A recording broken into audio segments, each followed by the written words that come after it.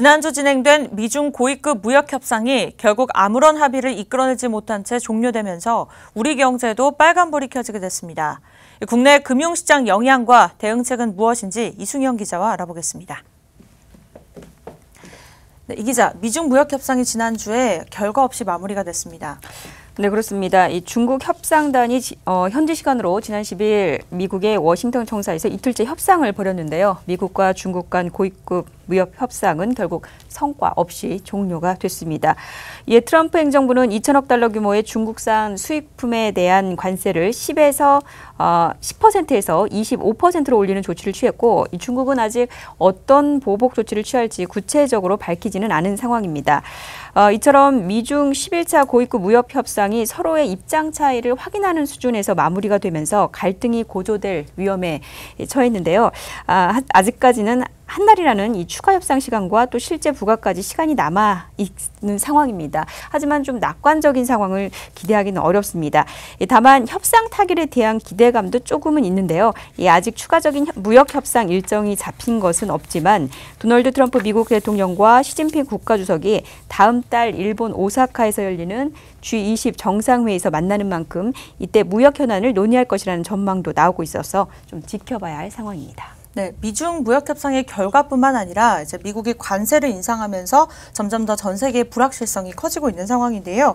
우리 정부도 이제 대응책 마련에 나섰습니다. 오늘 같은 경우에는 이호승 기획재정부 1차관 주재로 이제 거시경제금융점검회의를 개최한 것으로 알고 있는데요. 정부는 어떤 입장인가요?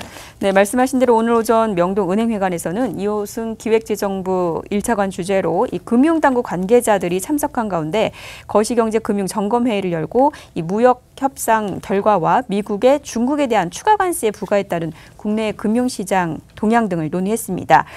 정부는 미국의 중국에 대한 추가 관세 부과가 국내 실물 경제에 미치는 영향은 제한적이다라고 판단을 하면서도 만약 갈등이 장기화될 경우에는 한국 수출에는 부정적인 영향을 끼칠 것으로 내다봤습니다.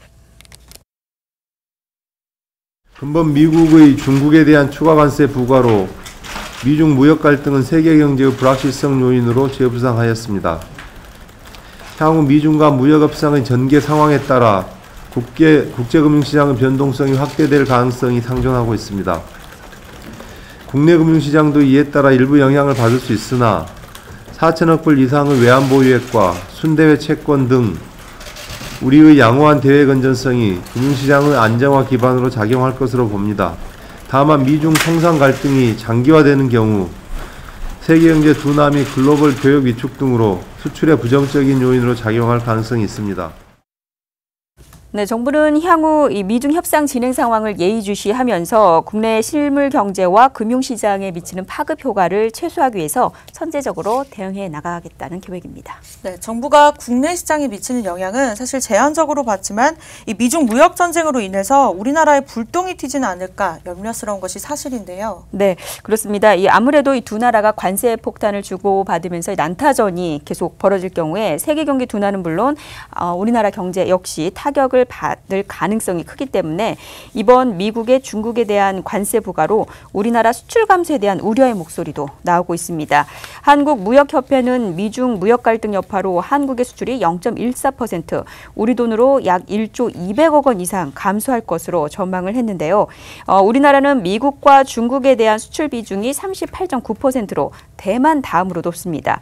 특히 중국에 대한 수출에서 중간재 비중은 79%에 달하는데 미국이 만약 중국산 제품에 대해서 관세를 올리면 중국의 대미 수출이 줄어들 수밖에 없고 또 이는 중국의 중간재 수요 감소로 이어져서 결국 한국의 수출 타격을 입으면서 감소할 것이란 분석입니다. 우리나라 같은 경우는 이제 중국을 통한 가공무역 비즈니스를 많이 하고 있거든요. 중국으로 원부 제재를 보내서 이제 최종대를 만들어서 미국으로 가는 이제 수출이 영향을 받고 그리고 이제 동시에 또 그러니까 중국의 대미 수출이 줄에 따라서 중국 제조 경기 자체가 둔화가 될 수가 있습니다. 그래서 그에 따른 이제 우리의 대중 수출도 부진할 수가 있고요. 네, 업종별로는 이 가공무역 비중이 높은 반도체나 또 뭐 전자기기, 철강, 화학 등의 품목에 영향이 클 것이라는 전망인데요. 특히 이번 미중 간의 무역 분쟁은 무역 불균형 해소뿐만이 아니라 기술 패권이나 경제 패권을 가지고 미국이 중국을 견제하고 양국 간의 협상을 하고 있기 때문에 무역 분쟁이 장기화될 가능성에 대해서 염두를 해두고 대비를 할 필요가 있다는 분석입니다. 한국 기업들은 그러니까 중국의 이제 생산 공장이나 법인을 가지고 있는 기업들이 이제 상당수 있는데, 그러니까 그런 기업들은 이제 아무래도 그러니까 중국에 대한 좀 의존도는 낮추고 이제 뭐 한국이나 뭐 베트남이나 다른 국가에서 생산 거점을 더 좀 활용하는 비율을 높이는 쪽으로 대응할 필요가 있고요. 그리고 결국은 수출 시장에 있어서 미중 간의 분쟁으로 해서 중국 시장이랑 미국 시장에서 이제 불확실성이 지금 생긴 거잖아요. 그러니까 그런 측면에서 이제 우리나라 전체 수출의 4분의 1을 중국이 차지하고 있는데, 그러니까 중국에 대한 의존도는 좀 낮추고 다른 뭐 신흥 시장이나 뭐 유럽 시장에 대한 이제 수출 비중을 높여서 수출 시장을 다변화해 나가야 될 걸로 보입니다. 네, 무역 분쟁이 장기화될 가능성이 있는 만큼 이제 국내 시장의 침체된 분위기도 길어질 것으로 보이고 있습니다. 앞서 연구원께서 이제 말씀하신 대로 이제 국내는 중국에 대한 의존도를 낮추고 다른 신흥 시장이나 유럽 시장에 대한 수출 비중을 높여서 이제 수출에 대한 다각화를 넓혀가야 될 것 같습니다. 지금까지 인순영 기자였습니다.